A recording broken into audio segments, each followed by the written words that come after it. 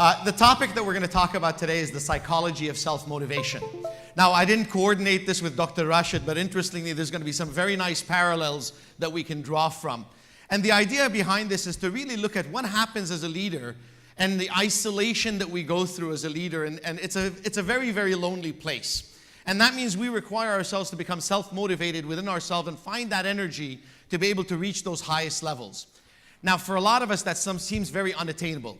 That place where dreams are made of, as he said, that flow state that we reach. And that's what we refer to as self-actualization, that top of the pyramid. But before we can even get there, we talk about our psychological needs. Within us, we have these limitations that might be there that we have to be able to overcome to be able to open up that zone, that flow state that we're trying to reach.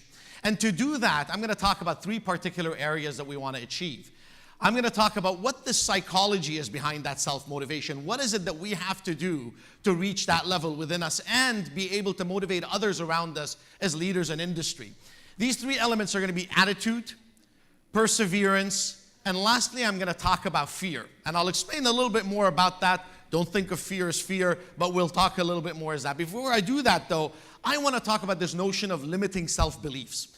Something within us that allows us not to go further. The idea is that we simply cannot. And Dr. Rashid said, bring out those pair of scissors and say, I can do it.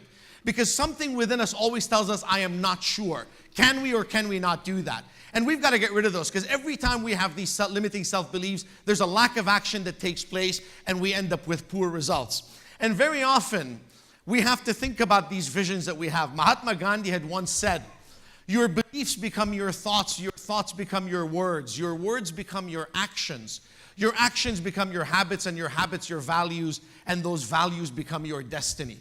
And all of it starts with those beliefs. You see, for many of us, we have what we call negative self-talk, the battles within. We have a war inside ourselves. We want stuff, but we don't know how to do it. We believe we desire something, but we're not sure how to get there. And we have to overcome that. And one of the ways to do that is attitude.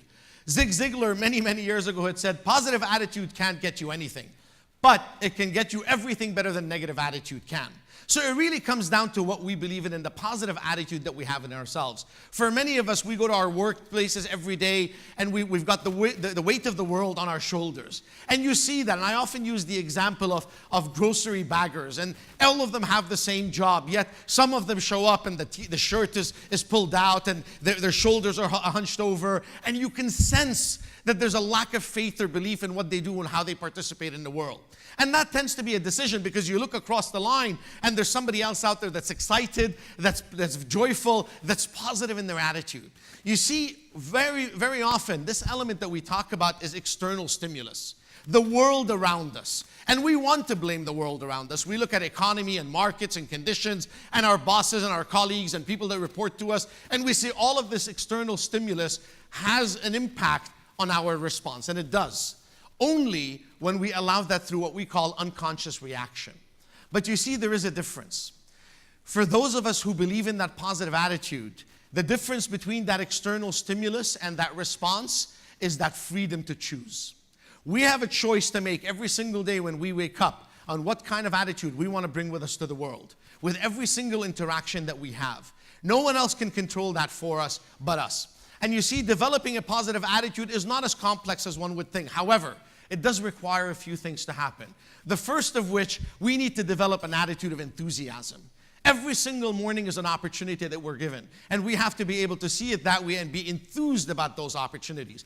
We have to become solution finders, and good solution finders. It is not about the problem. Believe me, the problems are going to be there every single day that you wake up. They come in different forms. But when we come in there, we've got an attitude that we want to be good solution finders, things start to turn around. We want to make sure that we change the way that we react to situations, because that freedom to choose is in our hands. And most importantly, we want to protect that mind and feed it. Be it in reading and writing and activities and interaction with others, that social capacity that God's given us, that's what we have to be able to push forward, and that allows us to protect our mind and move forward. Now, when we persevere, the famous poet J. Willard Marriott has once said, strong timber does not grow with ease. The stronger the wind, the stronger the trees.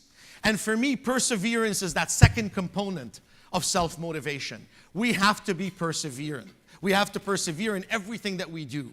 What does that really mean? You see, Through life, we're going to be faced with a variety of challenges.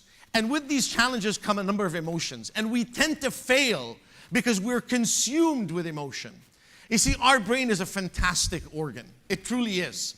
It is extremely elastic with the ability to shape and reshape itself in every possible way. However, the least elastic part of our brain happens to be the emotional element. There's something called the amygdala in the back of our brain that is extremely inelastic. It does not move. It requires conscious work on a day-to-day basis. And let's face it, emotions are challenging.